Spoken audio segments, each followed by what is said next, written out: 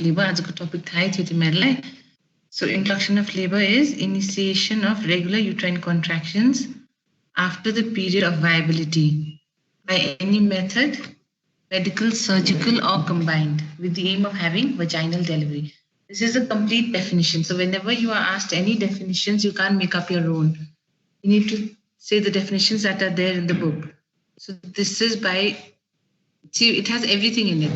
Initiation of regular uterine contractions. So we have a name of starting regular uterine contractions so that she can have a delivery, vaginal delivery, okay? After the period of viability. So that is not before viability. So after 28 weeks, okay? So after the period of viability, if by any method, medical, surgical, or combined, when you combine both medical and surgical with the aim of having a vaginal delivery. So all of this has to be there when you ask the definition for induction of labor, okay? So now there's another term known as augmentation of labor. Okay, so augmentation means contractions have already started. The uterine contractions have already started. You're trying to augment the contractions. So in induction, there were no uterine contractions at all. You are initiating the contractions, okay, in induction. But in augmentation, you are increasing the contractions. So stimulation of uterine contractions, both in frequency and intensity, that are already present but are found to be inadequate. Okay. So now with this augmentation of labor, there's this thing, why do we augment labor? So why? We have an aim. Our aim is to have adequate uterine contractions, because poor uterine contractions will not lead to delivery. Okay. So we have an aim of having a vaginal delivery. That's the aim right now. Okay.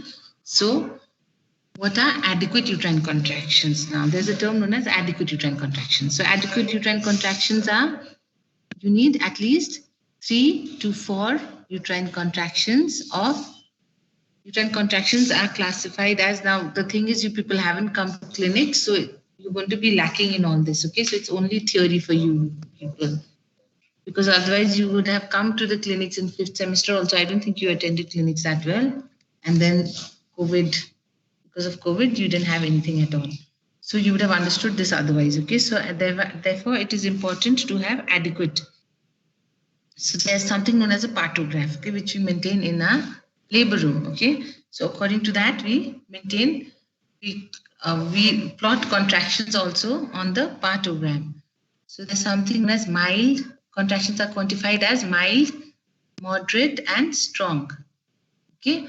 So mild contractions, moderate, and strong contractions. Now for adequate uterine contractions, the contractions have to be moderate to strong. Okay. So that is what? That means how do you quantify it? Anybody knows? Uterine contractions mild bane ko kyo? Anybody? You can tell me. Mild uterine contractions are contractions lasting for less than 20 seconds. Okay. So mild uterine contractions are when the contractions last for less than 20 seconds. Moderate uterine contractions are when the contractions are 20 to 40 seconds.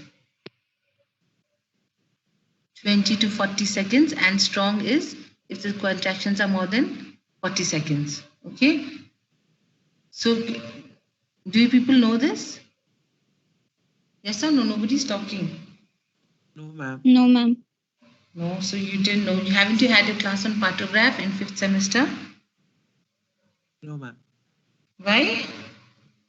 You had normal labor, mechanism of labor, all that, all the theory part. So you have to know partograph also. Okay, so that says adequate contractions are at least 3 to 4 moderate to strong uterine contractions. Okay, so without that, she will not deliver. The contractions have to be strong. Okay.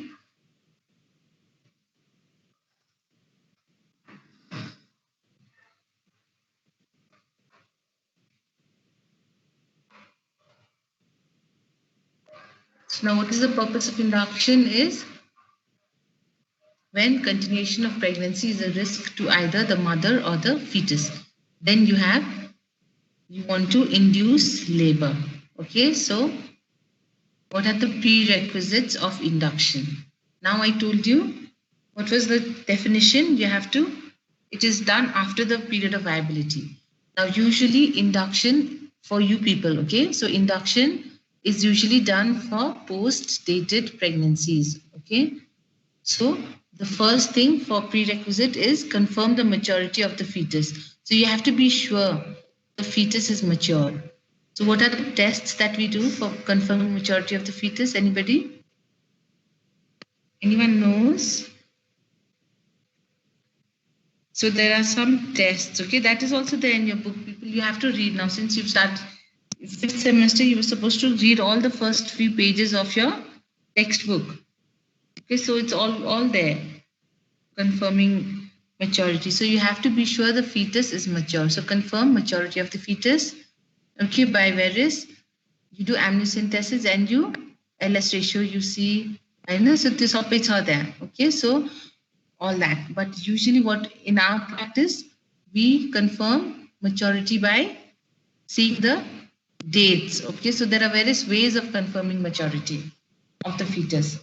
First is you have to confirm she's sure of her dates. Okay, so if she's sure of her dates, she's had regular cycles, 3 previous regular cycles previously.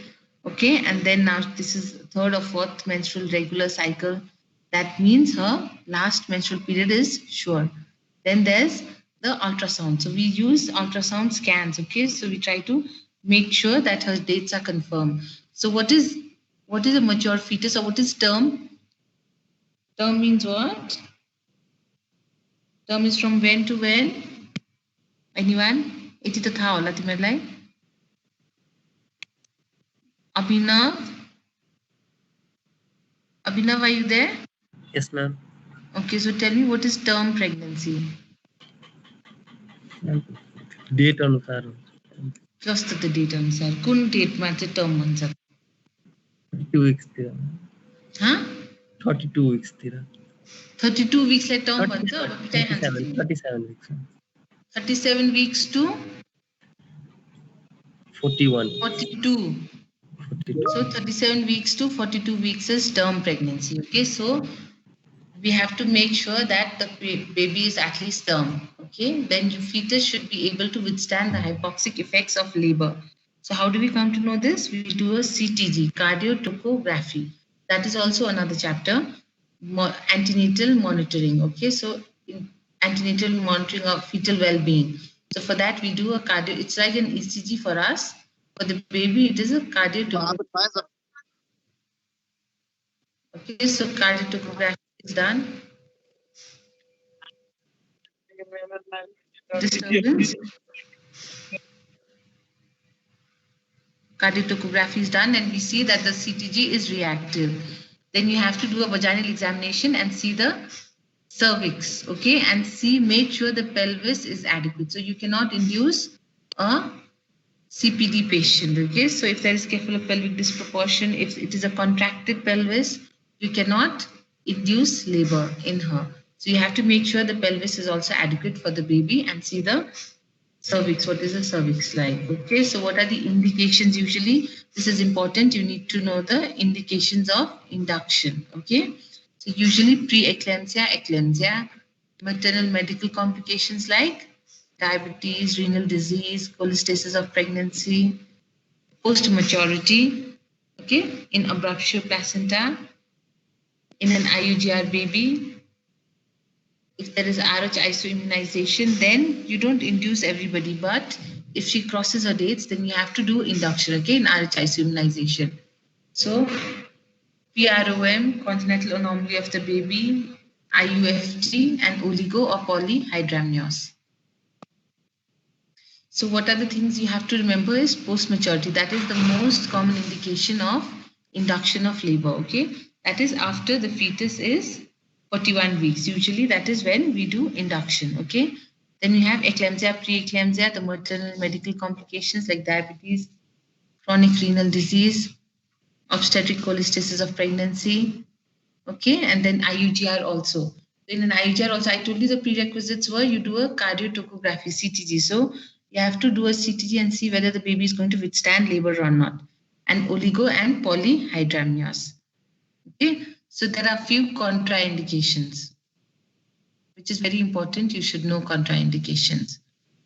So contracted pelvis and CPD. Now, what is the difference between a contracted pelvis and CPD? Anybody knows? Can anyone tell me the difference between contracted pelvis and CPD? Ashita? Ashita, are you there?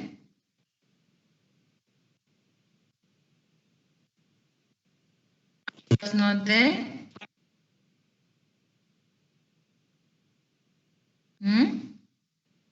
Abhishek? Yes, ma'am. Okay, so tell me. I don't know. Contracted pelvis and CPD. So these are two different terms, okay, which more or less mean the same thing, but they don't actually mean the same thing. Contracted means the pelvis is contracted. Generally, it is contracted. No matter how small the baby is, the baby will not come out. So it is contracted. So even if it is a small baby, the pelvis cannot withstand normal labor or it cannot deliver. But CPD means cephalopelvic disproportion. That means for that baby, that pelvis is small. Okay? If it was a smaller baby, it would have come out. So these are two different things, more or less meaning the same. So contracted means anything, no matter how small the baby is, it is contracted. So this is a very important contraindication for induction of labor, okay? Malpresentation. So in a breech, you do not induce. In a transverse lie, never, okay? So there is no mechanism of labor in a transverse lie, okay? Even you people know that, okay?